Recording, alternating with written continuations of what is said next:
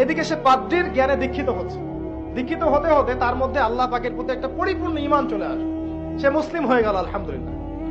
মুসলিম হওয়ার পরে একদিন সে যখন বাদশার কাছে যাচ্ছে, রাস্তায় একটা বিশাল জন্তু দেখা যাচ্ছে। বিশাল জন্তু, কিরকম জন্তু আমরা জানি না, ঠিক ওই যে দাব্বাতুল আরদ সামনে বের হবে, ওই প্রাণী যখন দাঁড়িয়ে আছে রাস্তায়, এখন এই বালক বলছে আজকে আমি প্রমাণ করে নিব যে আল্লাহর আনুগত্যশীল ওই পাদ্রী সঠিক নাকি ওই জাদুকর সঠিক। এবার সে একটা ইট হাতে নিল, পাথর হাতে নিয়ে সে বলছে, আল্লাহ তোমার কাছে যদি ওই জাদুকরের কাজের চাইতে এই পাদ্রীর কাজ বেশি পছন্দনীয় হয়, এই ইটের আঘাতে এই জন্তুকে তুমি মেরে ফেলো আল্লাহ। এ বলে সে বিসমিল্লাহ বলে পাথর নিক্ষেপ করলো, নিক্ষেপ করার সাথে সাথেই জন্তু ডেড। তখন তার আইন আল ইয়াকিন, হাক্কুল ইয়াকিন হয়ে গেল যে হ্যাঁ, আল্লাহর কাছে এই পাদ্রীর আমলই সবচেয়ে বেশি পছন্দনীয়। তার আর মনে কোনো সংশয় থাকলো না।